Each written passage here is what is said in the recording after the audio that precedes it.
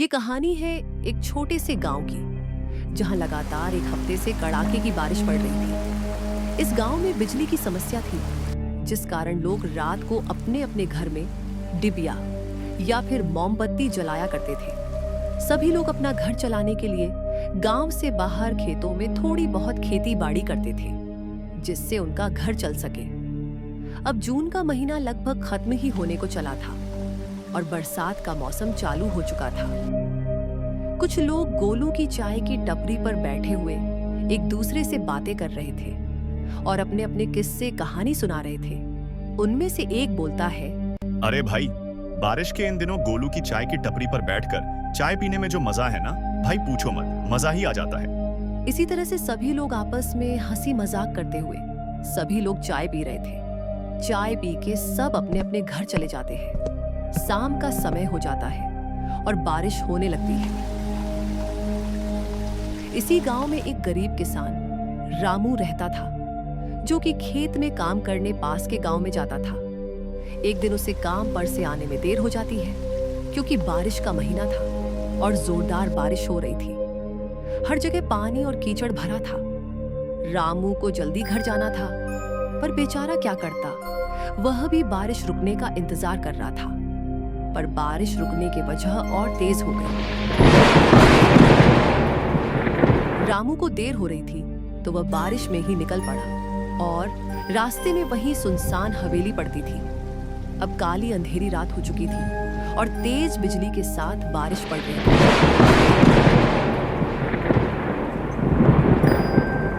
रास्ते में उसे एक झोपड़ी दिखता है, जिसमें एक आदमी खड़ा होकर बारिश रुकने का इंतजार कर रहा होता है।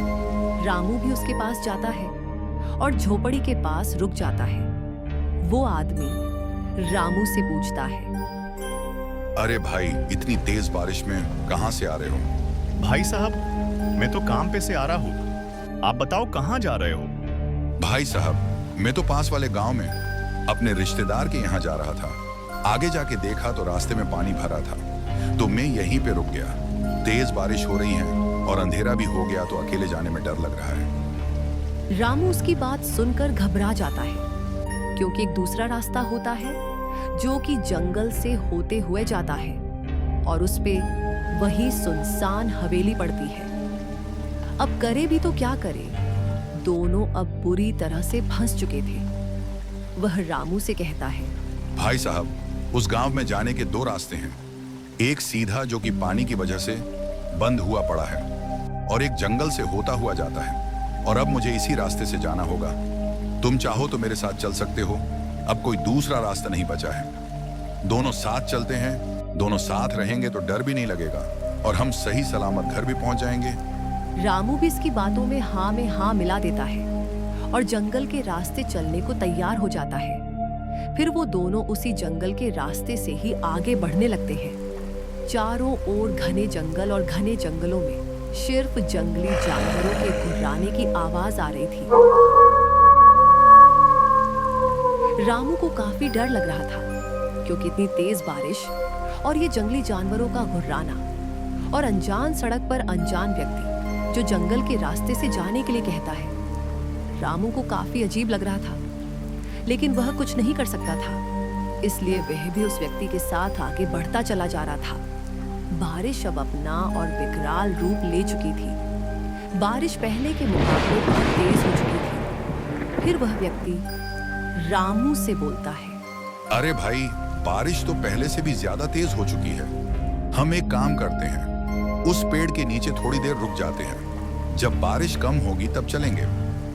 रामू और वो दोनों पेड़ के पास रुक जाते हैं। रामू पूछता है, वैसे भाई साहब, आप किस रिश्तेदार से मिलने जा रहे हैं? भाई, मैं धनी प्रसाद के घर जा रहा हूँ। वो मेरा बचपन का मित्र है। हम साथ एक स्कूल में पढ़ते थे। ये बात सुनते ही रामू को थोड़ा अजीब लगा, क्योंकि धनी प्रसाद को मरे हुए 10 साल हो गए थे और ये कह रहा है, मैं धनी प्रसाद के घर जा रहा हूँ उससे मिलने। भला ये कैसे हो सकता है? इस बात पर रामू को थोड़ी शंका हुई, पर उसने ज्यादा ध्यान नहीं दिया और दोनों बहुत समय तक यूं ही आपस में बातें करते रहे।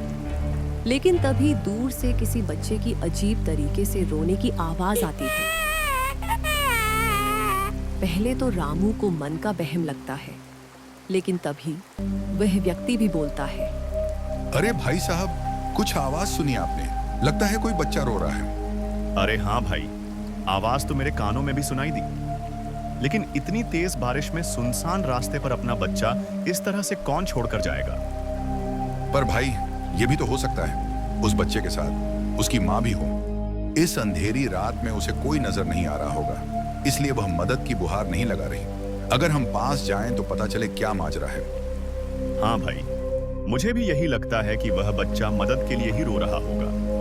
दोनों उस आवाज के पीछे चल देते हैं।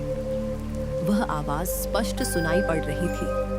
कभी किसी बच्चे की रोने की आवाज आ रही थी, तो कभी किसी लड़की की हंसने की। रामू अब काफी डर चुका था। उससे अब कुछ ठीक नहीं लग रहा था। तभी वह रुक जाता है। अरे भाई साहब, चलिए ना, एक बार चलने में क्या जाता है? क्या पता वह बेचारा सच में मुसीबत में हो। फिर दोनों धीरे धीरे अपने पांव उस आवाज की ओर बढ़ाने लगते हैं। उस आवाज का पीछा करते हुए दोनों एक घने जंगल में पहुंच जाते हैं। भाई साहब, देखिए इधर से आ रही है आवाज। चलो जल्दी चलकर देखते हैं। अब दोनों उस आवाज का पीछा करते करते एक घने जंगल के बीच आ चुके थे। रात के अंधेरे में ज्यादा दूर तक आंखों से देख पाना मुश्किल हो रहा था। तभी आसमान में तेज बिजली कड़कती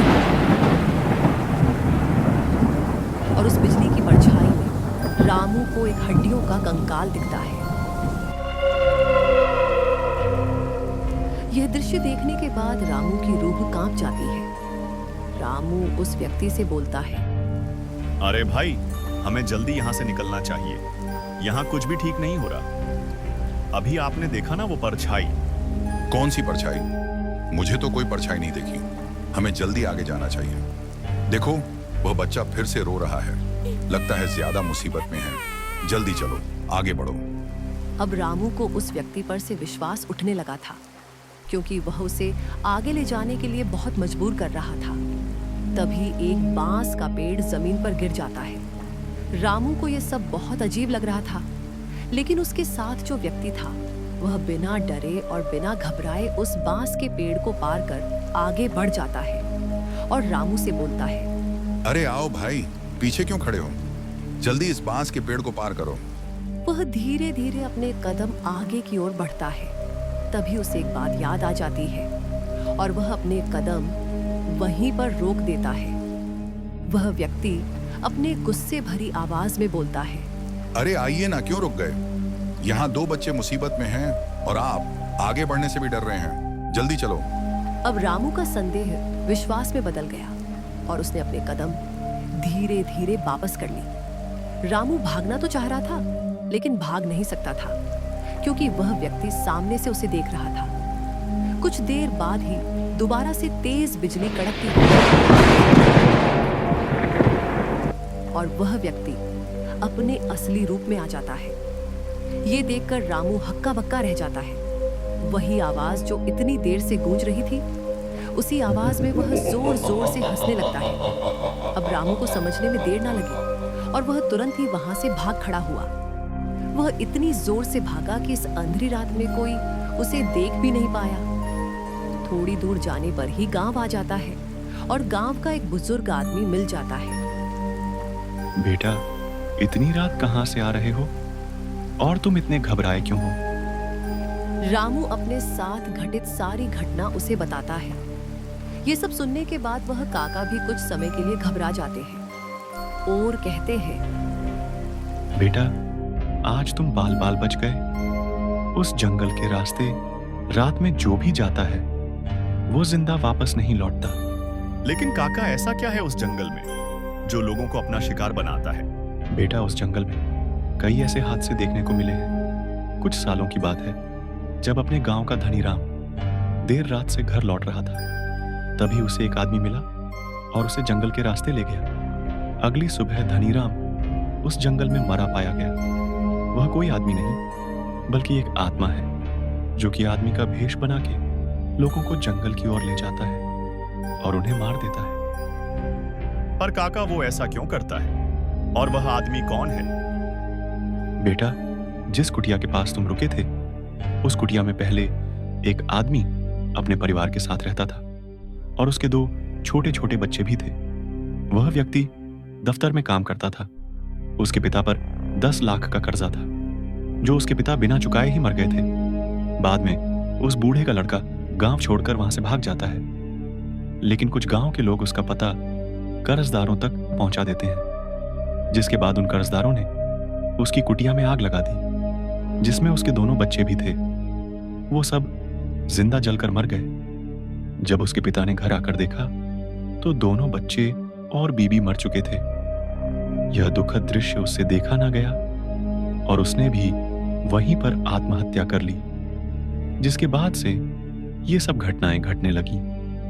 तब से कोई भी गांव वाला उस जंगल के रास्ते से जाने की हिम्मत नहीं करता है। उस व्यक्ति की कहानी सुनकर रामू के होश उड़ जाते हैं और अब वह जंगल के रास्ते से कभी भी नहीं जाता। यह बात धीरे धीरे पूरे गांव में फैल जाती है और सभी लोग सतर्क हो जाते हैं।